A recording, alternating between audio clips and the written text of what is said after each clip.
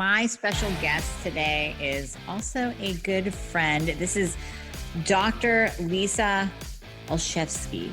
She is a chiropractor, naturopath, and keto lifestyle expert, known to travel across the world to meet friends for dinner and rack up frequent flyer miles. When she's not adjusting spines in her chiropractic office, she's passionately making healthy living simple through her podcast, her online courses, virtual summits, and individual coaching so everyone can achieve a vibrant level of health. She maintains a wellness chiropractic office in Chelsea, Michigan, and made history in 2012 when she was elected the first female to serve on the executive committee of the Michigan Association of Chiropractors and became the first female president of that association in January 2021. Her mission is to help inspire people to become even healthier and live vibrant lives so they can be the role models for their families and communities. This is the reason she founded the American Institute of Healthy Living in 2017 to make healthy living simple. You can find her podcast, Healthy Living Simple, with Dr. Lisa O on all platforms. And we're going to give you her keto blueprint in the show notes. So please enjoy this very fantastic episode. We talk about all kinds of things. I'm not going to give you too many spoilers here, but we get into different topics that may not have been discussed on other podcasts. And you might want to listen up because this might be, you might find an answer as to why you are gaining weight or why you're kind of stuck and not losing weight. So listen up. All right, today I have a very special guest and friend, Dr. Lisa Olszewski. Did I say that right? Did I say it right? You said it right. Awesome. Woo! Olszewski, you got it. Olszewski. So this is going to be a game changer for you, and you can probably hear the excitement in my voice. The latest introduction, the latest member of the family to the Fixer line is Metabolism Fixer. And this, oh my God, I formulated this just for all my people out there that need to lose weight, that need help in the weight loss department, that can't lose weight no matter what they do, that feel like they have a slow metabolism, and that might be thinking of trying all those peptides out there, you know, the Beverly Hills soccer mom drug of choice for weight loss peptides. Or even if you're on them already and you're like, man, these are really expensive and I'm still not losing weight, add in Metabolism Fixer. Here's what I did. I took the power of T2, which increases your basal metabolic rate while you are sitting there watching Netflix. You're burning fat while you're watching Netflix. I combined it with a very unique patented ingredient called Suppressa. Suppressa has multiple clinical trials backing its efficacy in reducing your appetite, decreasing snacking, and providing way more control over your food intake. It is amazing. We also see improved emotional well-being, just decreased food cravings all around, reduced hunger, and weight management. Add on top of that, we have green tea extract, we have purple forest purple tea extract, both of which affect the metabolism in a very positive way without the jitters of normal fat burning supplements out there from the 1980s and 90s, right? The ones that made you feel like you're having a heart attack. You will not have that in any of my supplements, Thyroid Fixer or Metabolism Fixer. But Metabolism Fixer, ooh, yeah, we kicked it up a notch. It is in powder form, so you can drink it through your day. It's going to flavor your water. We got Orange Crush and Refreshing Citrus. I love them both. It is going to keep you under control all day long. So you throw a couple scoops in your water bottle in the morning, throw a scoop or two in your water bottle throughout the day. You will have fat burning and appetite control the entire day for what? An eighth of a price of the peptides? Oh my God, you can't go wrong. So grab some Metabolism Fixer today. Please let me know how you do on it. I am super excited for you. Super excited. All right. So she is just a wealth of information, and we're going to deep dive into her own health journey because I want to hear her story. You guys want to hear her story.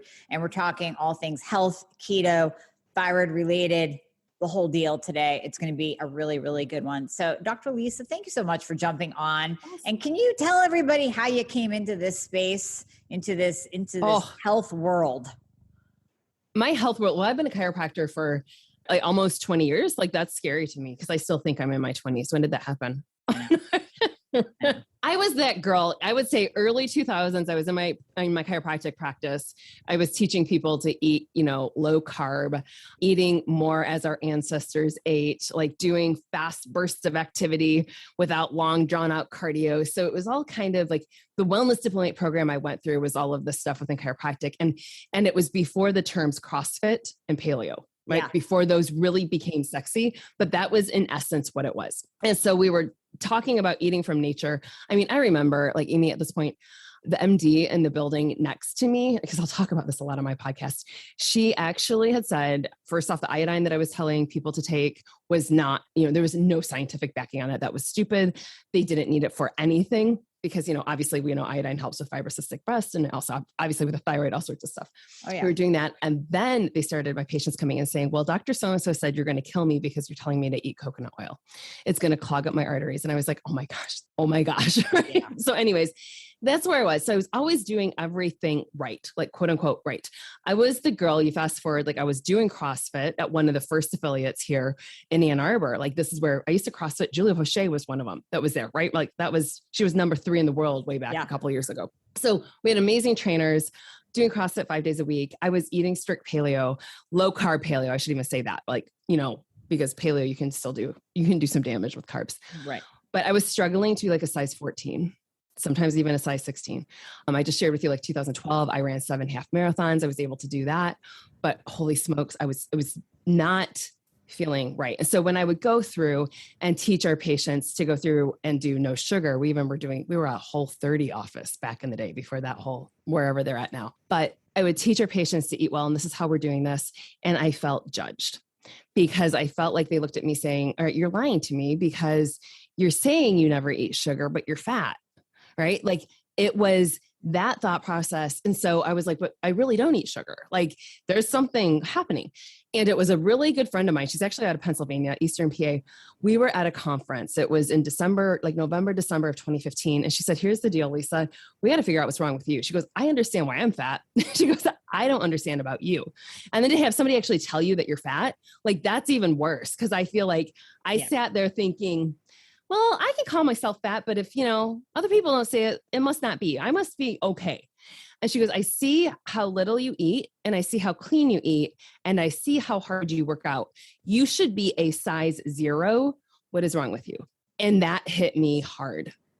And so I started digging. And at that point, intermittent fasting was a new big thing. I did really strict intermittent fasting, basically 1 meal a day. I was low calorie. It was stupid. Like it was everything that I knew I shouldn't do, but I wanted to be skinny. And so with that, I lost 30 pounds in like 6 weeks. But over that time period, I lost my periods. And then this is something I just now have been able to talk about because it was such a scary experience. I started losing my hair.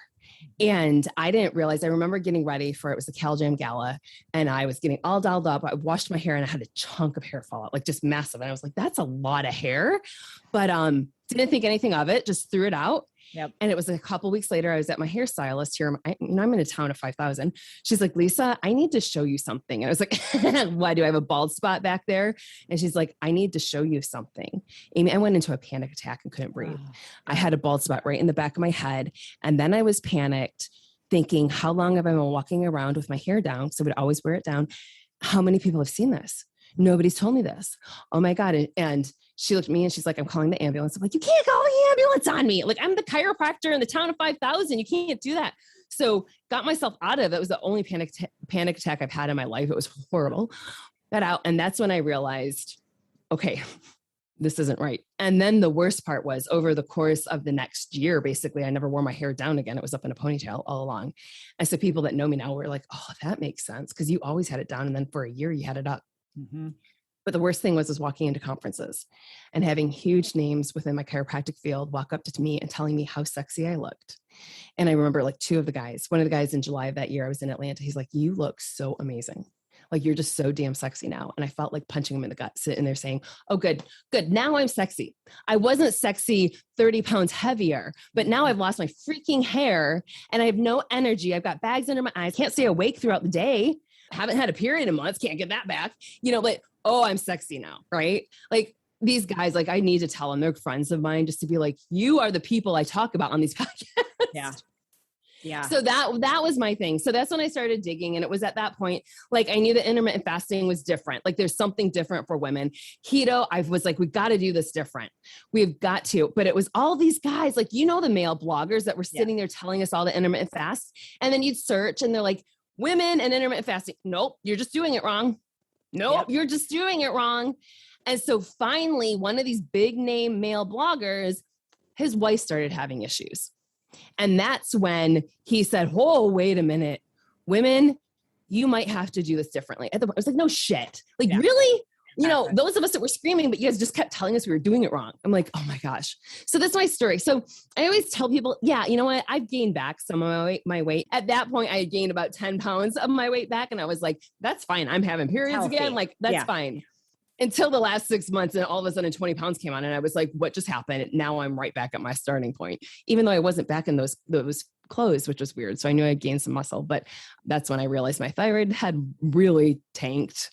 So I'm on that process again, and the weight's coming back down, which I'm happy on that one, but it's a roller coaster, right? Like, that's all of us. Like, I never thought at 42 years old, I was going to be being diagnosed with Hashimoto's, like, full blown, hey, holy crap, your thyroid has just totally got up and left. Yeah. Like, basically. Yeah. It left the party. Perfect. It's me.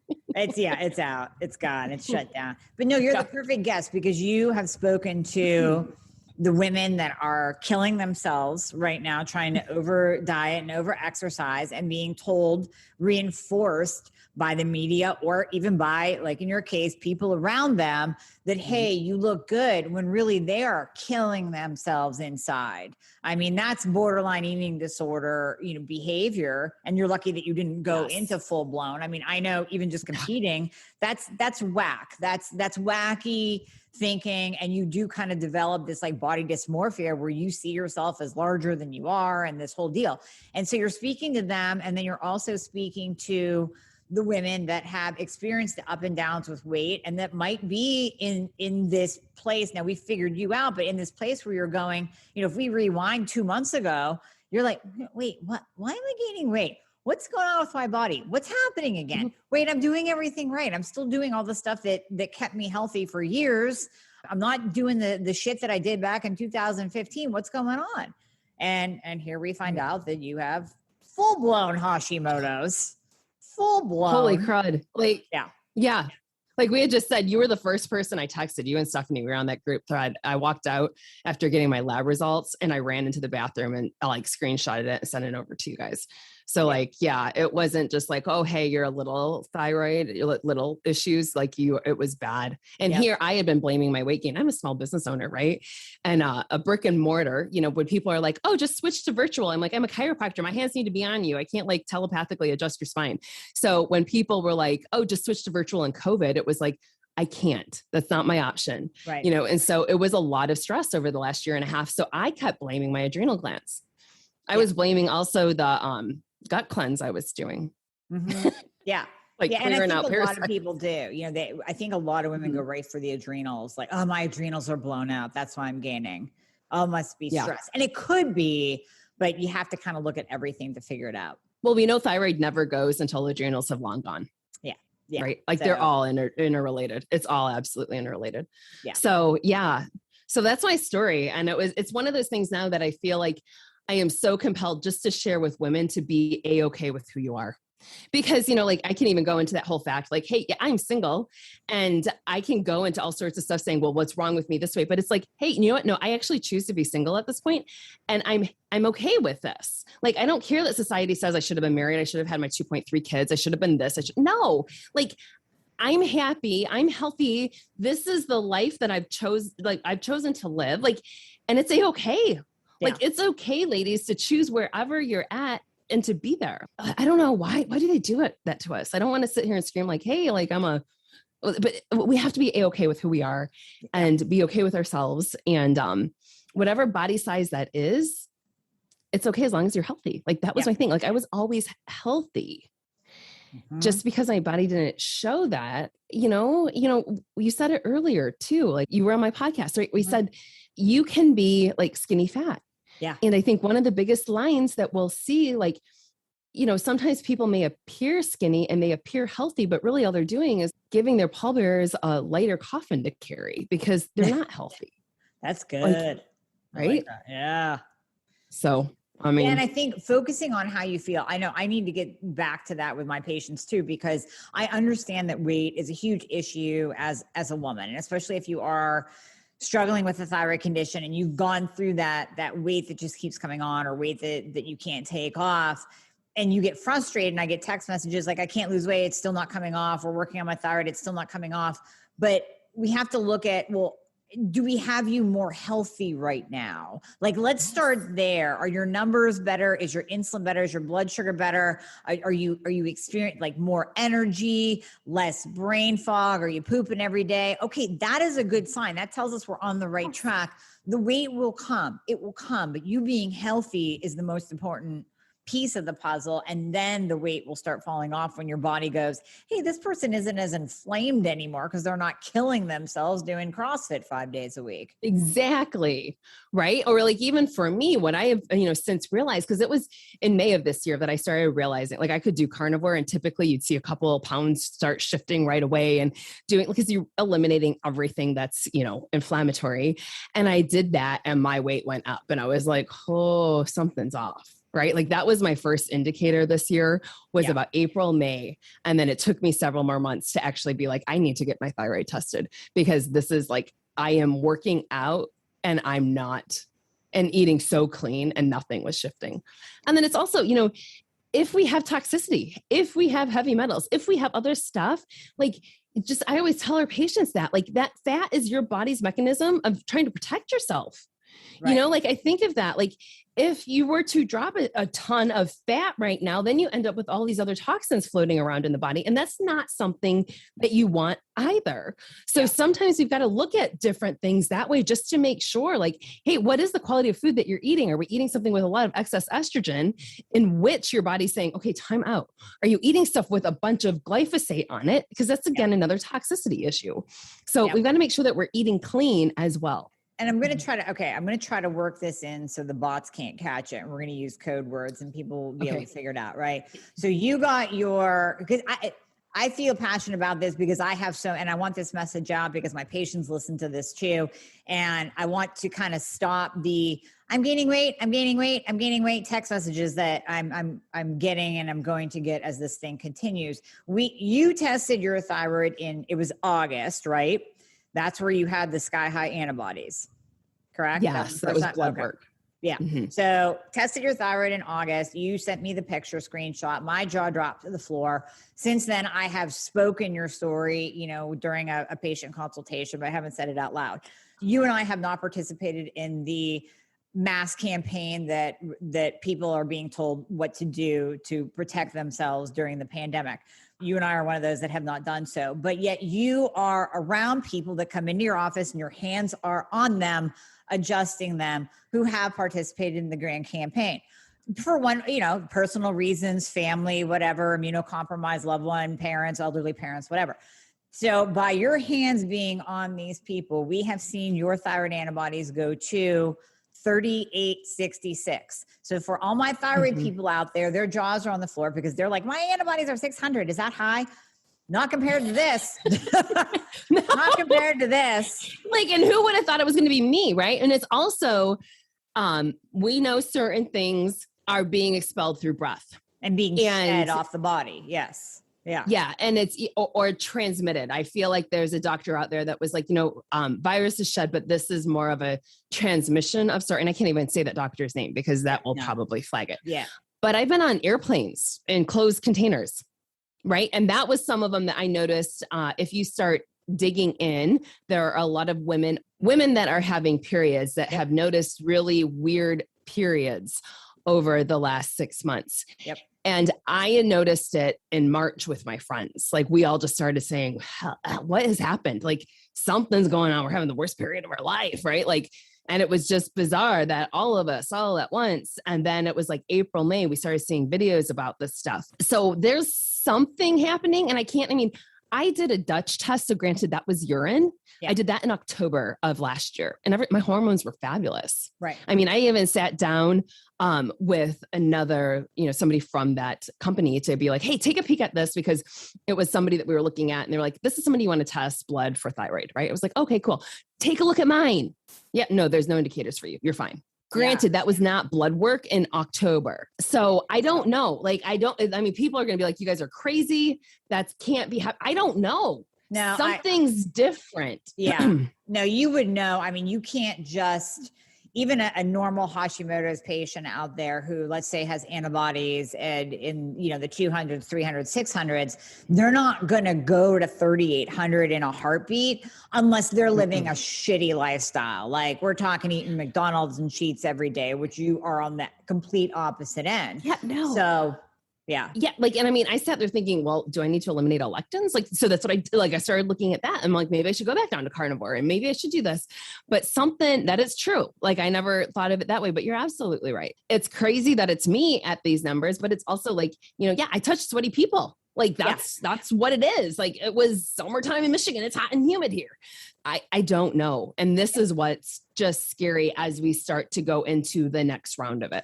Yeah, exactly. So ladies, if you have participated in the mass information advice given to you as to what to do, or you're around people that have, but you have not, and you're gaining weight, this is something to think about. So yeah, we Lisa and I were at a mastermind retreat together, and we had menopausal women there getting their cycle. So you can see hormones are shifting. Remember, thyroid is a hormone, insulin's a hormone, vitamin D is a hormone, and then you have your sex hormones. Hormones are being shifted for menopausal women to be cycling and having a period.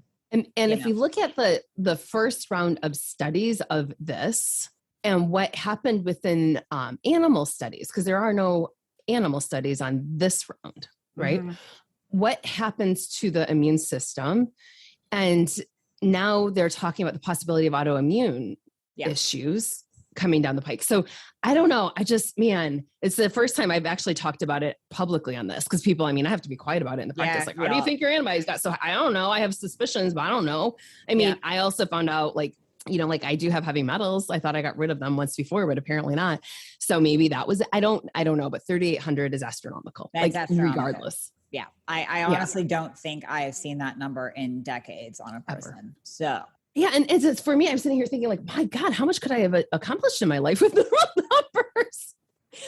Oh my God, I could have done so much more. And then it was well, no wonder I'm tired. So but it's getting better. We just had to touch on that, because I know a little caveat there. Just that little caveat. There's just something to think about, because Lisa does keto and advises women on keto. So talk to me about that. How'd you we know how you got into the keto space, but now what do you do and what do you advise your patients to do? Because so many people in the thyroid space, if they've been on Dr. Google or they're jumping on, thyroid Facebook groups, they've heard keto is horrible for Hashimoto's and hypothyroidism. And you and I both agree that it's not. So please expand. No, it totally isn't. It's so much we need to get rid of the sugar out of our diets, right? And sugar is carbohydrates because of the inflammation. And my biggest thing is when I touch patients and it hurts and they're like, oh, that's so so that hurts. There's not much pressure that I'm using, especially with the technique that I do. So there's a running joke in our practice that basically from Halloween to Valentine's Day, people are pretty inflamed because of the crud that we're eating, the crap that we're eating. It's all Halloween candy. We go into Thanksgiving, Christmas and New Year's, etc. So we know it causes so much inflammation. We need to cut it out. Here's the deal also. Bacteria love sugar. Viruses love sugar.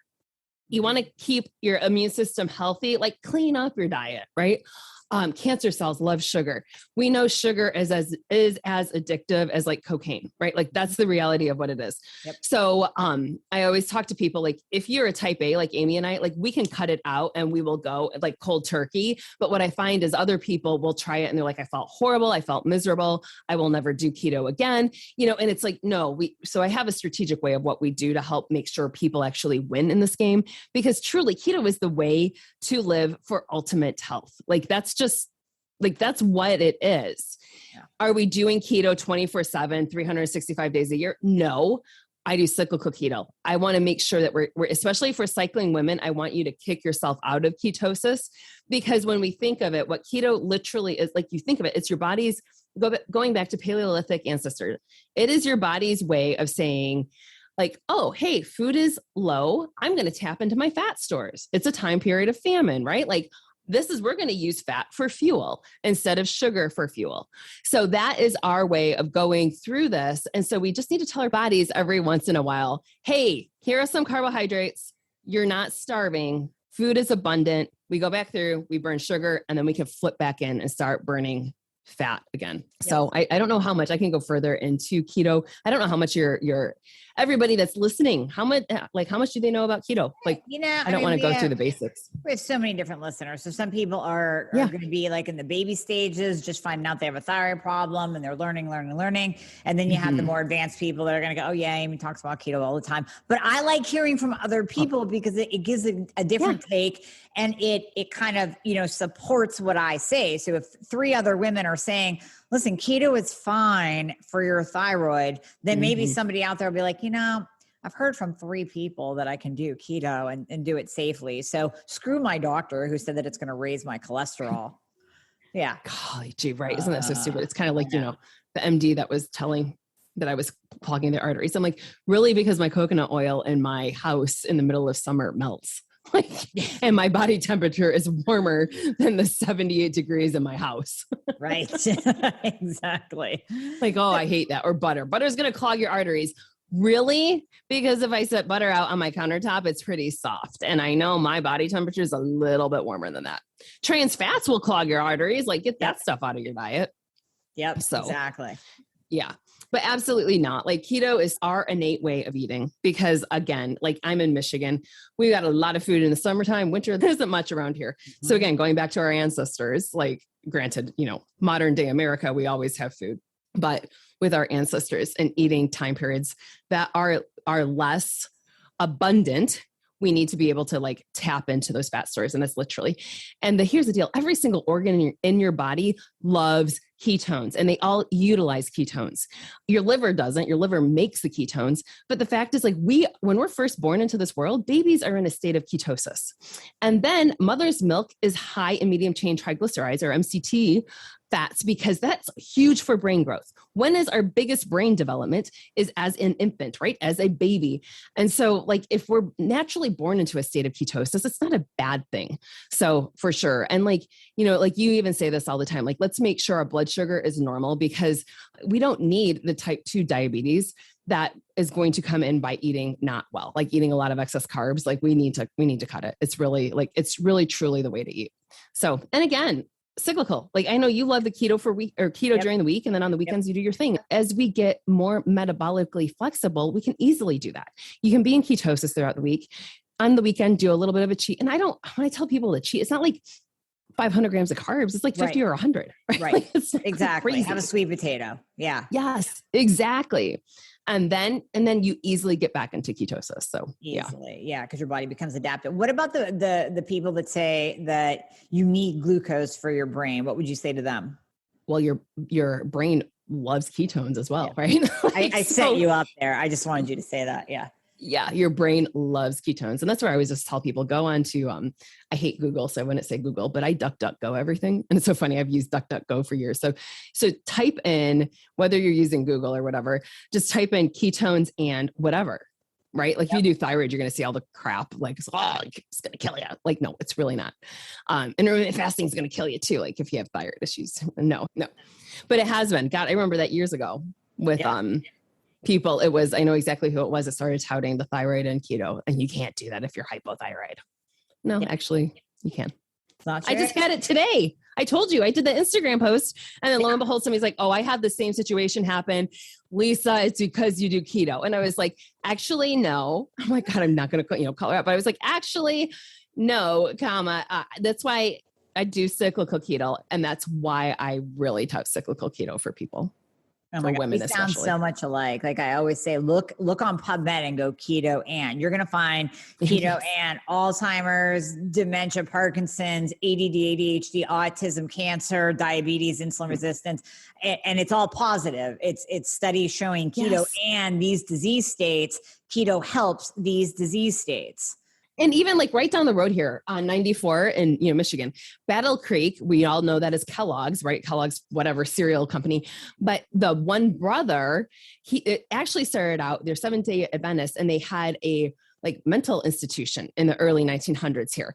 And so they used to have this Kellogg's cereal, kind of like grape nuts, which is one of the brothers stole it and became the cereal company. But it actually started out as a whole like sanitarium. That was the word I was looking for. Yeah. So they were doing keto for epilepsy. Yes. Like huge. That's all of the early 1900s. And so then guess what? Medications came out, and it's a whole lot easier to give somebody a pill than to teach them lifestyle. And we've obviously seen that with cholesterol and everything else. But at least this is what I see now in the last 20 years of practice. This better living through better chemistry is a bunch of baloney, and people are actually waking up to it. That's what I see right now, especially. People are waking up. They're like, something doesn't smell right. Something seems off. And again, how can I say this? Just like, again, better living through better chemistry, not working. Because you're going to be paying lots of money for a long time for a lifestyle thing that you could fix it on your own. Yeah, exactly. And even just, you were talking earlier about the brain and when babies are born, they're born into a state of ketosis. Moms with, and I know we're talking hypo, but I talk about autism too. Moms with autistic kids, like, don't be scared of going keto, because those ketones for their brain. Have you ever had patients that did this with their kids, and like learning got better, cognition got better, focus got better? Yes. And then they're always like, but it's so hard. They go to school and they're given other stuff. And I'm like, I understand that, but this is the health of your child, right? Can you send them to school with food? Like, do they have to go through the pizza line at school? Yeah. I mean, it's even just something I was talking with I hope my sister's okay with me saying that. My niece is brilliant, right? Like I love her because she's been, super healthy eater, right? Well, she's now in pre-K. And so like, she doesn't drink milk. She doesn't and then my brother-in-law the other day said, yeah, I found out that she has to eat lunch at a different table. It's the non-milk table, kids. And I was like, oh my God, that's so sad. Jeez, like, that's so sad. But I was just children. Like, yeah, like based on they're eating a healthy diet by choosing. I'm like, and they have to eat over there. I guess I don't know. I don't have kids, but I guess with all the allergies now, you got kids everywhere. Here, peanut allergies over there. I don't know. Yeah, no, I don't either. So but it's a shame to see kids being, segregated or whatever. But hey, maybe that's good, because they'll be with like-minded kids, just like we love being like-minded kids. That's true. With each other and like-minded. That's so true. So they'll be with the like-minded kids. Yeah. So when you work with women, how do you guide them? How do you step them into? So if there's somebody out there that, let's say, is listening, they're still eating a standard American diet, or they're just maybe they have stepped into paleo, which is a good first step, but they still have high insulin levels, still have a high A1C, still high fasting glucose. So how do you transition them? What's that first step that they need to take? My first thing, they've got to have an awareness of how many carbs they're eating. So even if you're doing paleo, like I think back, there were days that we did Whole30 a lot, right? And this was my issue with Whole30 was, I remember there were certain bars, I don't want to say what they are because they've actually been purchased by Kellogg. Like I used to order from when it was just the two guys at their CrossFit gym that were selling them. Yep. But, they were all fruit, some egg white protein, and nuts, I think were in them. So they were all paleo. Yeah. However, I ate those like all day long doing, Whole30. I was Whole30 because they were Whole30. Right. Oh my gosh. My sugar at that point would not have been cool, So, I mean, that was the thing, like we would do the Whole30 with people and it was like, well, you have to watch this. Like, cause literally today, like that could have been that's Whole30 approved. But it was like, come on, that's not even a balanced diet. So anyways, you got to have that awareness of how much sugar you're actually eating, how many carbohydrates you're eating. So grab an app, like you can get the freebies. Like I use MyFitnessPal, right? But there are other apps just to track. So that way you become aware. Because if you're eating 200 grams of carbs each day, but you really think you're only eating 50, like that's the issue. So first off, become aware, and then we got to strategically taper those carbs. Because again, if you're type A, you can bust through and say, yeah, I'm going to go down to 20 grams, get into ketosis, I'm good. But then somebody else is like, oh my gosh, I am so miserable. Like I have been a sugar burner. This is what's happening. You're a sugar burner your entire life. And now you go down to less than 20 grams of carbs and your body's saying, what the heck did you just do to me? You cut off the fuel source. I don't know what to do. I don't know how to burn ketones. I don't know how to burn your fat, lady. Like, what are you doing to me? And that's why we have keto flu. That's why we get exhausted. That's why you get the brain fog. That's why you just feel miserable for several days until your body says, oh, I got you. There's a backup fuel source. Aha, I better start tapping into fat. Yep. So so I do that. And then I'm going to tell people this. I use exogenous ketones for people that really need some help in that transition, right? Like I've used it, and it was something that people came to me in 2015, 2016. I was like, I don't need that. I'm already in ketosis. I'm making my own ketones. Why would I ever flood my body with more ketones? Yeah. Oh, because of the health benefits. That's why. But also it's the fact of, I love it when that helps people kick their sugar. If they are so addicted to sugar and they can't cut it, like exogenous ketones are amazing for that. So we want to taper carbs. We want to do that. And then once you're really fat adapted, like you are in ketosis, I want you to kick yourself out of ketosis. And again, like I said, it is that way you're telling your body, hey, guess what? Food is plentiful. Like you're not actually going to starve. There is food here. You can flip over, become a sugar burner, and then go right back into ketosis. Yep. So, and then that's also like when we're plateauing, like, especially again, we're talking thyroid. A lot of us might have weight issues. Once you start to plateau, I definitely want you to just increase your carbs a little, because this is the best example. And I think Dan Pompa uses this one, but if you think of it as a fire that's burning in the middle of winter, and as our wood stack continues to get lower and lower, we start putting less wood on the fire. So the furnace isn't as big. I'm really not doing this justice as to how Dan explains it, but it's not burning as big. And then somebody comes in and restocks all of the wood pile. Hey, all the, gives the carbs back. Now we can reburn again and that furnace can go back up. So that's when our metabolism, you're stoking the fire, stoking the flames. Yep. No, that totally makes sense. Yeah. Just come out of ketosis just to, and even from the T3 point of view, I think the reason why keto and hypothyroidism get such a bad rap is, yes, we know if you do 20 grams of carbs or less, day after day, week after week, month after month, year after year, you are going to tank your T3 levels. And and this is specifically for the type A people that get, anal retentive obsessed, and they say, I'm going to do keto, and they go balls to the wall and do keto, good on the, self-restriction, but bad because they do it over and over and over again without coming out of ketosis. So that's where it gets the bad rap, is the low carb tank in the T3. If you take a day, 2 days and come out of ketosis, then you're fine. Your T3 is not going anywhere. It's not going to go in the toilet. Yeah. And that was like when I did my little stint with carnivore a couple of years ago, I fell in love with it. It was crazy, Amy. I did so many carbs. I could not get out of ketosis at that point. Like my friends, we were laughing because I'm texting people. I'm like, I just had a full sweet potato and still in ketosis. Oh. I was like, I just had something, and it was like, oh my gosh. And then at that point I was like, I've got to get out of ketosis. I'm like, this is great. I'm feeling amazing. But I just knew physiologically, I was like, I've got to get out of ketosis. So we all just laughed. And I think it was also the point, like I had lost so much of my boobs. I was like, I can't lose any more of my boobs. So you not like I always keep my butt, but man, the boobs went down. Well, breast tissue is fat. So you're going to lose boobs when you lose weight. It's just it's part of it. So you're carnivore. What did you think of that? And when do you use that with your patients? Oh, I did that. And it was funny because when I started seeing people talking about it, I'm like, this can't be healthy. I'm like, how in the world would this ever be healthy? This is way too much meat. It's going to be too acidic. And then I started seeing some of the most brilliant people that I know that were doing it. And I was like, oh, they know something that I don't. And it was when I started digging into several podcasts, realizing about the inflammation from lectins and all of those things. And the fact that, because I was doing tons of greens and tons of just all of the healthy, quote unquote, all the healthy things. But I was listening to a podcast and they said, here's the deal. If an animal is under attack, it's going to run away. When a plant or a nut or a seed is under attack, it can't. So it secretes things like and I was like, oh, that's brilliant.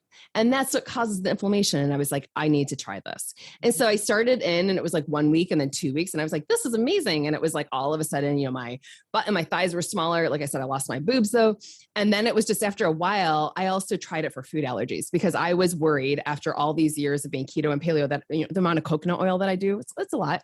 I was like, oh, what if I'm allergic to coconut? Like I'm worried. And so it was my way to test for food allergies. Okay. So that's why I did it. And then I also wanted to test eggs. And so as you eliminate all these things and then you slowly start adding them in, then you can start seeing if you're having any reactions that way. So that was why I did it originally. But it's when we were having food sensitivities, or it's sometimes when I just need to change things up for somebody. If they've been doing keto for a bit, we're doing certain things, but we need to deep dive a little bit more. And then like the biohackers, everybody loves it that way. But, typical, like sometimes people are just like, that's too extreme when you're only doing animal products, basically is what you're doing. Can you have a little dark chocolate on carnivore? Like what animal makes dark chocolate? I don't know. I just want to. I think that might be the liver of a cow. It's dark chocolate, isn't it?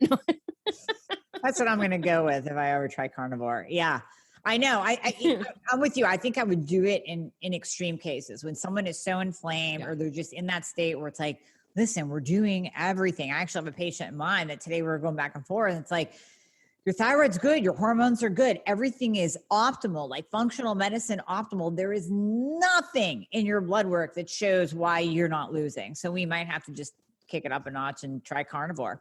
Did an episode with Craig Emmerich. And we went through all the science of the gut. Like it was really cool. Yeah. Like at that point I was like, oh, I should there's no way I could live a life like that. Like I like my red wine, my dry farm wine.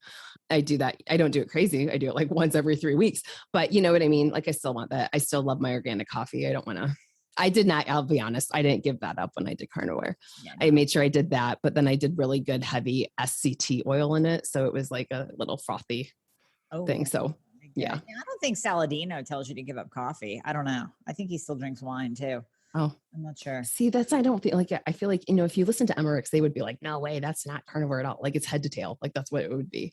Yeah. And I'm also that one. I'm like, I can't do a lot of organ meats. I just don't like preparing that type of stuff. So I do I do the cheaty way. Like I do a lot of the grass-fed organ capsules and stuff. I would have to do the cheating way. I tried liver for the first time last night and ended up giving it to my dad and my dog. I tried it. I know.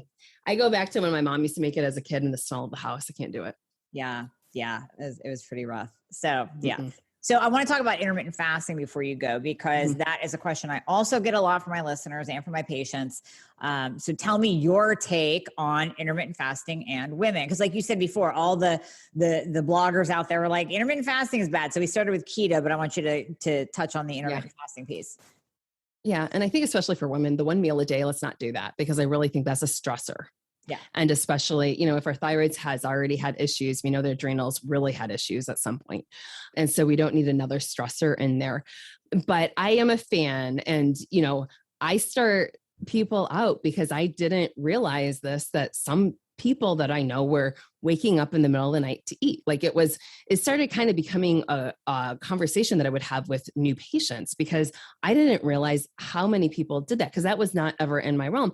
And to say that, it wasn't in my consciousness. So at that point, I always just tell people, let's shoot for 10 to 12 hours. And typically that can be easily done with, stop eating after dinner, wait a couple hours after you wake up, because if we're, sleeping 8 hours, you've got the big chunk there. Yeah. But how often we grab that glass of wine after dinner and we might, drink that until we go to bed. Well, that's not fasting at that point. Like after dinner, it's done. And then add on. So you're not having that eating window, or you're not eating. So that way your blood sugar is not spiking and going up and down and up and down. So I start people out that way. And then we do get up to the 16 or 18 hours. But I feel like a lot of times if we're doing 18 hours, 7 days a week, again, it becomes too much of a stressor on the body. Yeah. And so I like to vary it and have people really becoming more in tune to themselves and listening. Like we spoke about, we were gone this weekend. Things were different. Like when I woke up Monday, like 7 a.m., I was like, wow, I'm hungry already. Yes. And typically I wouldn't eat till 1 o'clock. But I knew it was because like Yeah, we had dry farm wines this weekend. I ate some more carbohydrates than what I typically would. I was I wasn't sugar burning. I'm sure I was. And so it was enough where I was like, all right, well, what can I do? I'll put some, and at that point I just did some coconut milk in my coffee. So I had some good fats in there. Mm-hmm. And then I think I had like a beef stick a couple hours later. So, I mean, I broke my fast. I don't know how many. Oh, but you know what? I didn't get home until like midnight either. So like, gosh, that whole day was just totally thrown. But, intuitively eating this morning when I got up, I was fine. I didn't eat until 1 o'clock today. So listening, and it's when I say intuitive, I hate that because there's also, I left with Vivica Menendez. I don't know if you know her. She was one of the bloggers that was screaming, hey, intermittent fasting, we got to do this different for women. This was way back when. And so we connected that way. But, she's like, oh, the intuitive eating, like if I feel like going and eating a bag of Oreos, like, no, that's stupid. That is plain out stupidity. Like your body isn't craving Oreos. It's the candida in your gut that's craving the Oreos, right? Like that's what it is. Intuitive eating, really listening. Like, do I feel like I need a lot more protein today? Do I not? What day was it? It was yesterday, I guess, for lunch. I was like, I was hungry. Yeah. Like yesterday I was hungry at lunch. So I had a lot of protein, like double the protein that I typically would have. But guess what? Last night at dinner time, I wasn't hungry. I didn't eat. Yeah. So, like follow intuitively that way versus, but I mean, I had a ton of protein at lunch yesterday. So I was able to make it through the evening and I was okay. Yeah, I agree 100%. So that's why another reason why we love each other. We just agree on everything. We're long lost sisters. I know. Seriously. I know. Sister from another mother. But no, I mean, it's true. When you travel, it throws you off. So we didn't eat badly, but we just had more carbs and more dry farm wines. And I got to tell you, getting home late and having your circadian clock off. And I didn't get to bed that night, probably till like 1:30. I was starving the next morning. I'm like, well, I did a 6-hour fast. That's good. That was exactly my thought. Because I remember it was like at 11:30, I was like, I'm hungry. And I ate something. I sat there thinking, it's 11:30 at night. God, you're going to, and I was like, screw it, whatever. I'm hungry. Yeah. And then I went back to your original point. Give your body some grace. Give yourself some grace. You're not going to be perfect all the time. Love yourself for where you are.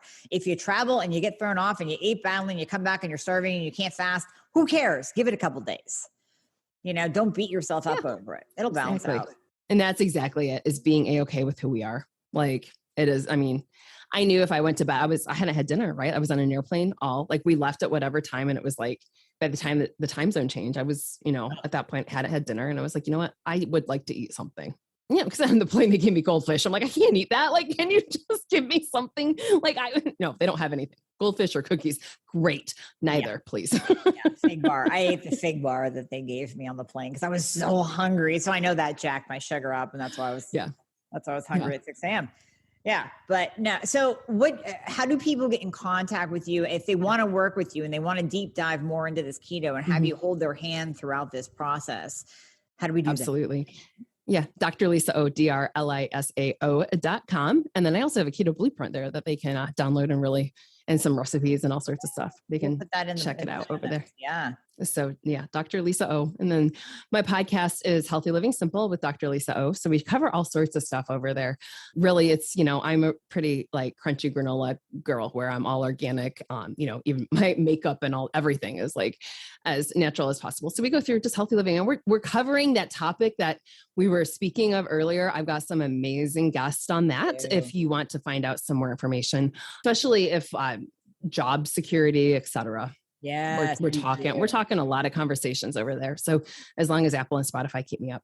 I know. I've sent your podcast with Teresa. I've sent that to a couple of people that are getting the mandate for their job. So yeah. Powerful. Really good stuff. You have great guests on there. So I highly recommend it. So we'll put that in the show notes too for people to link to. So thank you so much for your time today. And I'm so happy we get to hang out again in the month. So I know. Yay. Topics to talk about and have you back on. Sounds awesome. Thanks so much. It was so fun. Thanks, Lisa.